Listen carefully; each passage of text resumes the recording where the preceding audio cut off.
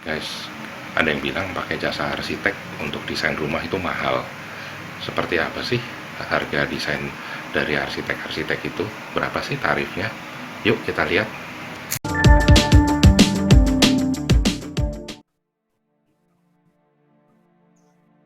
Oke guys, jadi untuk fee penggunaan jasa arsitek itu kita bisa lihat ada berbagai macam pendekatan ya. Ada juga yang pendekatan misalnya nilainya besar atau nilainya kecil, itu sih sah-sah aja. Tapi karena ini merupakan suatu bidang pekerjaan jasa, tentunya nilai-nilai fee itu sangat-sangat relatif gitu. Mungkin yang sudah senior mereka punya fee lebih besar, ada yang lebih junior. Cuman dari berbagai macam fee ini ada suatu standarisasi yang ditetapkan oleh Ikatan Arsitek Indonesia atau IAI untuk mengenai jasa tarif ya, tarif sebagai panduan untuk para arsitek untuk menetapkan tarifnya terhadap pemberi tugas atau kliennya. Berapa sih tarifnya? Kita bisa lihat di panduan tarif ini ya, kita bisa lihat di website IAI ya. Kita bisa googling di sini. Kita bisa ke www.jakarta.go.id ya. Nah, ini udah saya pilihin nih.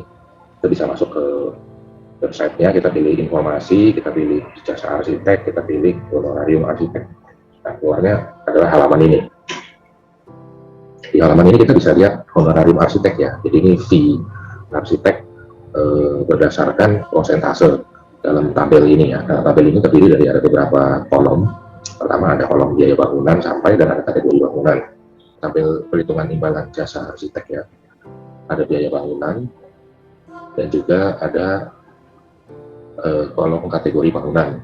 Ada kolom biaya bangunan sampai kurang dari 200 juta, 200 juta, 2 miliar, 4 miliar, 20 miliar, dan seterusnya sampai 500 miliar. Ya. Terus ada kategori bangunan sosial, kategori bangunan 1, 2, dan 3. Apa sih kategori bangunan 1, 2, dan 3 ini? Nanti kita akan lihat ya.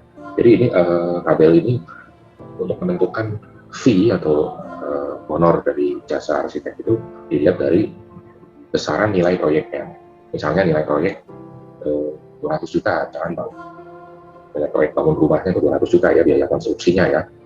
Misalkan rumah kecil dibangun dengan biaya 200 juta, fee arsiteknya 6,5%, berarti 6,5% kali 200 juta, kira-kira 13 juta rupiah.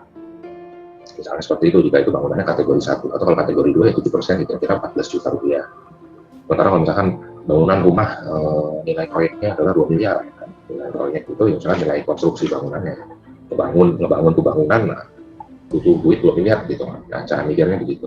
2 miliar, misalkan dia kategori bangunan 1 adalah 5,51% fee-nya. Jadi kira-kira berapa? 100 juta. Atau 5,9% untuk kategori 2 dan kategori 3 6,48%. Jadi kita tinggal ikutin tabelnya aja.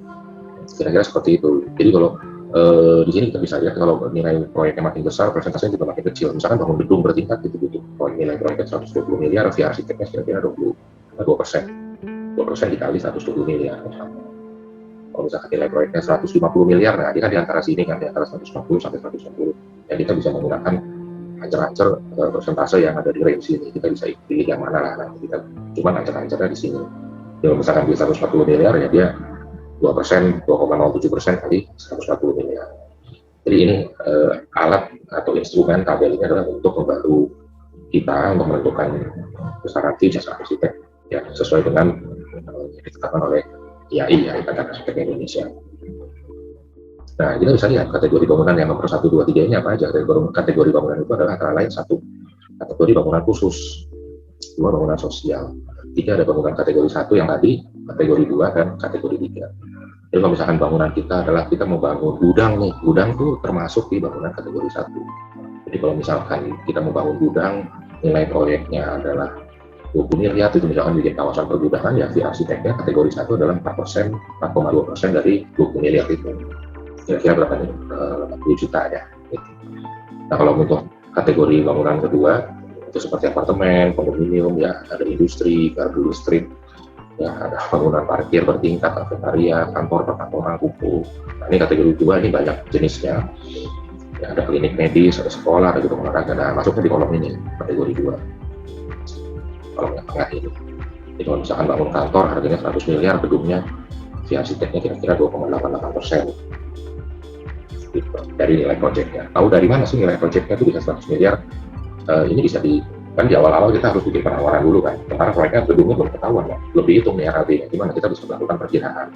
Misalkan dari lahan tersebut dihitung tadi BKLB-nya, terus besaran bangunannya kan bisa diprediksi kira-kira berapa lantai, kita bisa melakukan perhitungan empiris kira-kira bangunan ini per meter perseginya berapa nih, ya kan. Misalkan ketahuan nih bangunan 1000 meter, total semua lantai bangunan 1000 meter, terus kita membangun kantor, misalkan anggaplah kantor 8 juta per meter persegi, ya udah 1000 kali 8 juta gitu. Jadi kira-kira butuh bangunan 8 miliar, nah 8 miliar masuk di mana? Di sini nggak ada.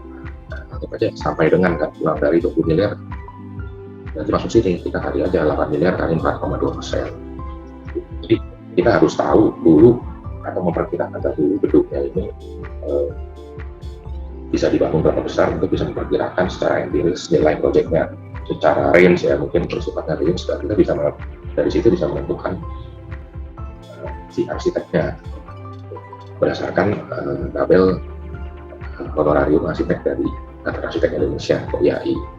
Nah, untuk kategori bangunan ketiga itu bisa lihat di sini ada rumah tinggal private, bandara, hotel, galeri, ya kan, rumah sakit, sanatorium, gereja, masjid dan sebagainya, sarana ibadah, laboratorium, perhutanan dan sebagainya. Nah, ini kita bisa lihat di kategori yang bangunan nomor 3 di sini. Gitu. Kira-kira seperti itu. Jadi persentasenya beda-beda, walaupun nilai proyeknya bisa sama. Jadi misalnya sama-sama 100 miliar, tapi yang satu kategori 2, yang satu kategori 3, fee-nya bisa beda. Karena mungkin yang kategori 3 memiliki kompleksitas lebih tinggi. Misalkan bandara, kompleksitas bangunannya kan tinggi, ya, atur sirkulasi barang, atur sirkulasi orang, ya kan, kedatangan, keberangkatan, hotel juga sama, ya kan. Ini seperti itu. Hal-hal ini menjadi pertimbangan kenapa sistem fee atau sistem honorariumnya dibuat tabel seperti ini, seperti aduan. Nah, selain penetapan fee dari IAI, itu kita juga bisa menetapkan fee perencanaan jasa arsitektur itu dari billing rate, sistem billing rate ya, atau Menman ya. Menman ini biasanya terbitin, kita lihat punya Indo punya ya, Ikatan Konsultan Indonesia ya. Jadi di dalam billing rate ini tiap tahun diterbitin ya, karena kan nominalnya berubah terus ya. Istilah kata harga barang naik ya kan, ya fee tenaga ahli kita bilang ya, arsitek tenaga, nggak arsitek terus menerus, tapi tenaga ahli atau konsultan itu pun juga ikut berubah. Jadi misalkan kita dalam suatu proyek itu kita butuh tenaga ahli yang berpengalaman 10 tahun dan lulusan S1 sebanyak 1 orang. Kemudian kita butuh tenaga ahli lulusan S1 pengalaman 5 tahun sebanyak 2 orang. Ya, berarti kita tinggal ambil angka ini. 2 orang lulusan S1 berarti pengalaman 5 tahun. Ya. Terus ini angkanya 59.100.000 per bulan kali 2 orang. Terus sebagai pemimpin tim ya, atau tim leadernya itu mungkin pengalaman 10 tahun, kita cari SDM yang 10 tahun pengalamannya, lulusan S1, nah ini 90 juta tiap bulan. Tapi ini angka yang memuat segala macam parameter yang sudah diperhitungkan di dalam angka ini. Nah kemudian yang satu 90 juta, terus kemudian 2 orang 5 kali 59 juta ya per bulan. Nah kemudian proyek itu diperkirakan jalan berapa bulan, misalkan jalan 3 bulan, ya udah berarti 90 juta ini kali 3 bulan, sementara yang 59 juta ini kali 2 orang kali 3 bulan gitu. Jadi ini adalah perhitungan man ya, jadi orang, man, dan man itu berapa bulan proyek itu berjalan. Jadi kalau proyeknya jalan 6 bulan, ya udah 6 bulan dikali berapa banyak orang yang terlibat. Nah orang yang terlibat itu misalkan ada 3 orang, 4 orang misalkan, atau 5 orang lulusan S1 pengalaman 5 tahun, ya udah berarti ada 5 orang lulusan S1 dikali 59 juta dikali panjang proyeknya misalkan 6 bulan. Nah itulah fee jasa tenaga ahlinya ya, atau tenaga perencanaan. Ada juga pendekatan yang seperti ini, nah, dengan SKK atau SKA.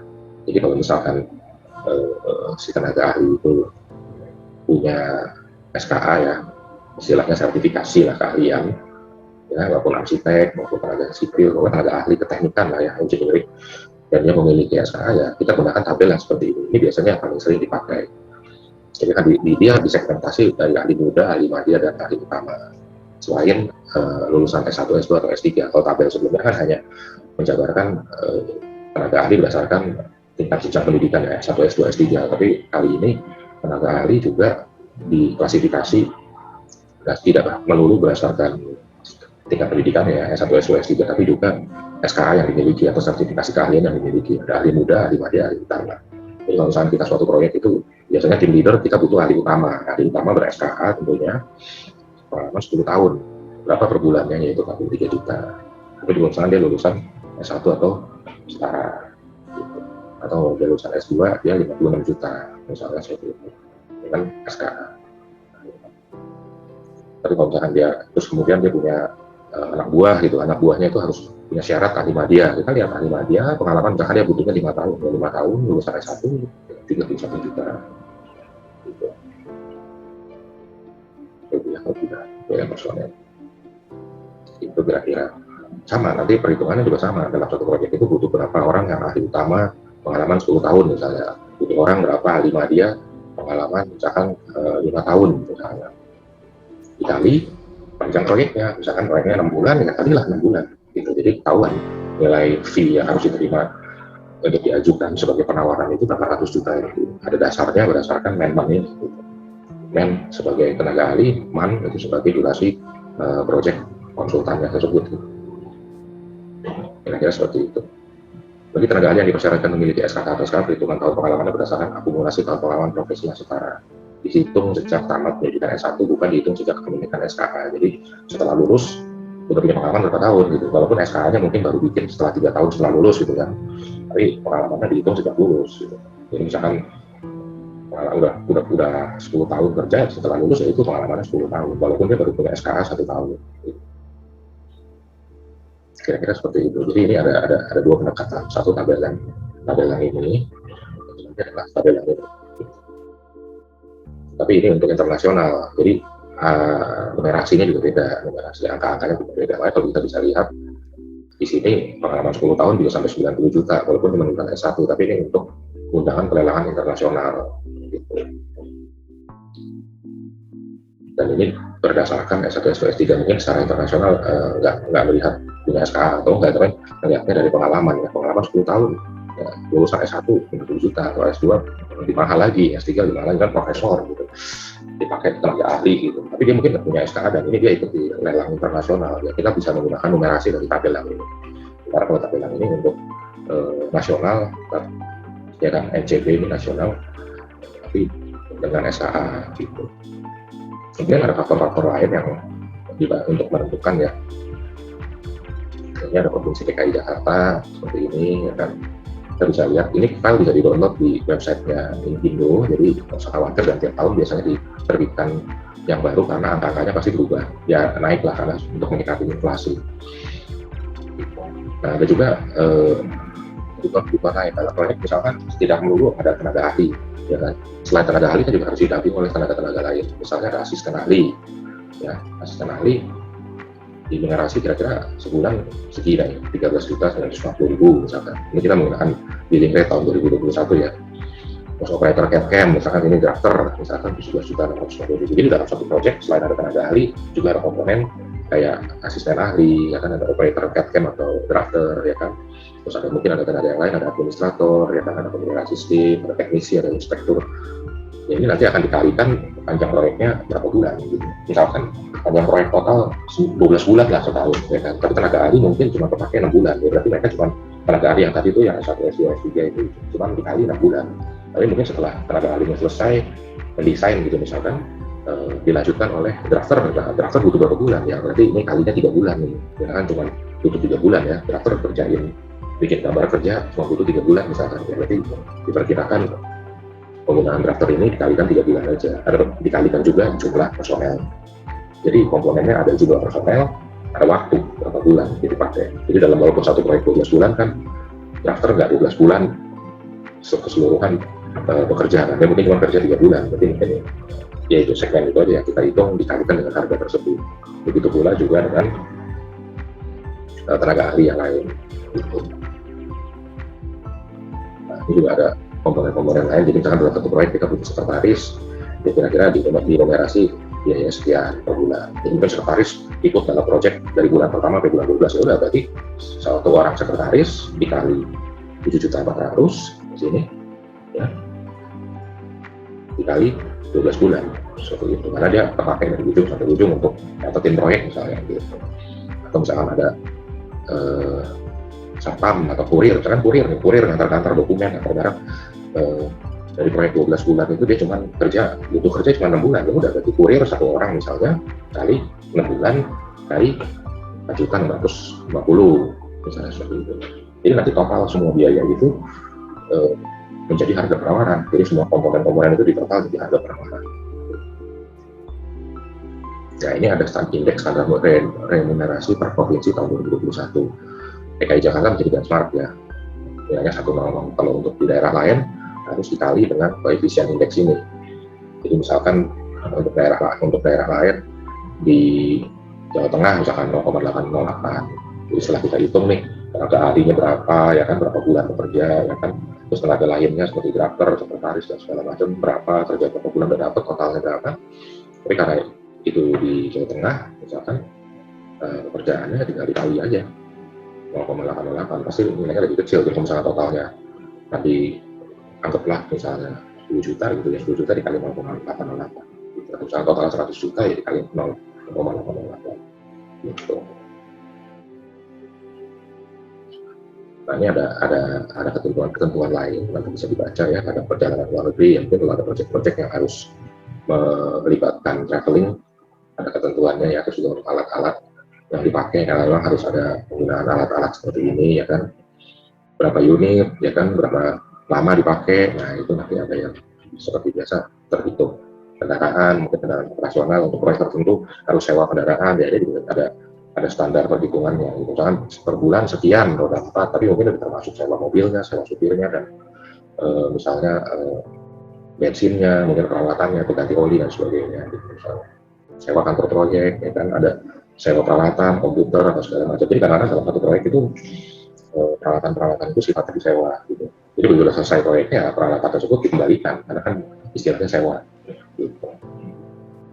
Dan bahkan ada meja kerja, kursi kerja, ya mungkin ini kalau misalkan ada proyek di mana harus buka kantor di suatu tempat, ya ongkos kantor itu bisa dibebankan menjadi biaya-biaya ini, tapi dengan perhitungan yang sudah dibakukan seperti ini.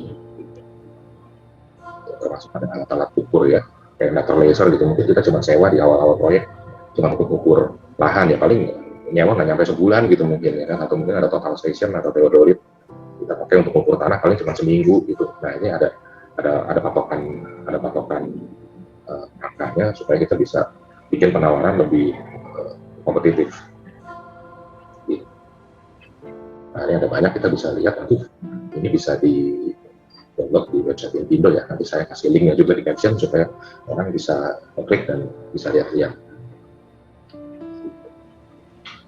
Nah kira-kira sekian untuk pembahasan mengenai arsitek ya, VV arsitek. Kira-kira demikian. Jadi memang VV arsitek itu bisa besar atau kecil, itu juga selain tergantung dari besar kecilnya proyek atau lama pendeknya proyek, tapi juga bisa bergantung dari famous enggaknya arsiteknya. Jadi kadang-kadang kalau arsitek udah jadi arsitek ya, jadi terkenal, udah senior, biasanya dia punya fee lebih bagus lah.